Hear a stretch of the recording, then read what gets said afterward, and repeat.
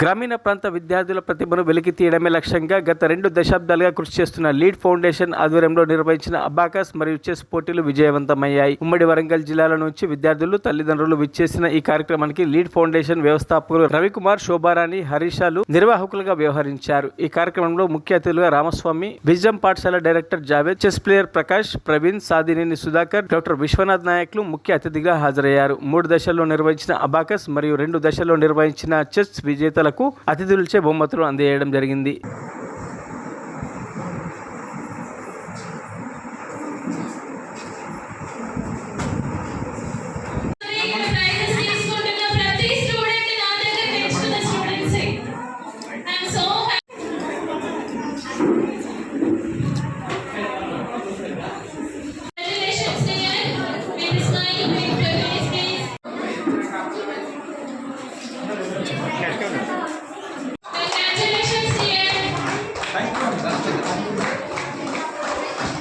Ramaswamy వనప్రేమి award గ్రహీత, UNESCO New Delhi vice president. ఈరోజు నర్సంపేటలో ఈ అబాకస్ అనేది పెట్టేసి నిజంగా నర్సంపేటలో ఒక విప్లవాన్ని తీసుకొచ్చినటువంటి రవికుమార్ గారికి నాకు నా అభినందనలు తెలియజేస్తున్నాను.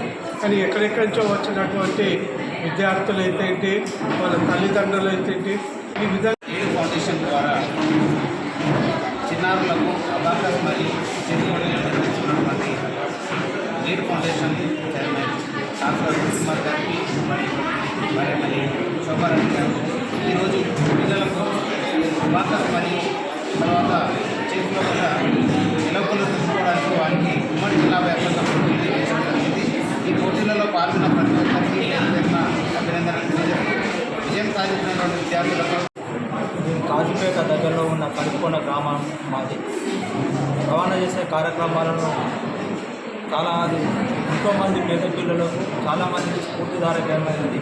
ఈరోజు నర్సంపేట పట్టణంలో అబాకస్ మరియు చెస్ పోటీలను నిర్వహించి ఇక్కడ ఉన్న పిల్లలలో ఉన్న ఒక సృజనాత్మకతను బయటకు తీసుకురావడంలో తాను ఎంతో రవికుమార్ గత 18 సంవత్సరాలుగా లీడ్ అనేటువంటి ఒక ఫౌండేషన్ ఏర్పాటు చేసి గ్రామీణ ప్రాంతాల్లో ఉన్నటువంటి విద్యార్థుల్లో వారి యొక్క ప్రతిభా పాఠవాలను వెలికితీసే ప్రయత్నం జరుగుతుంది.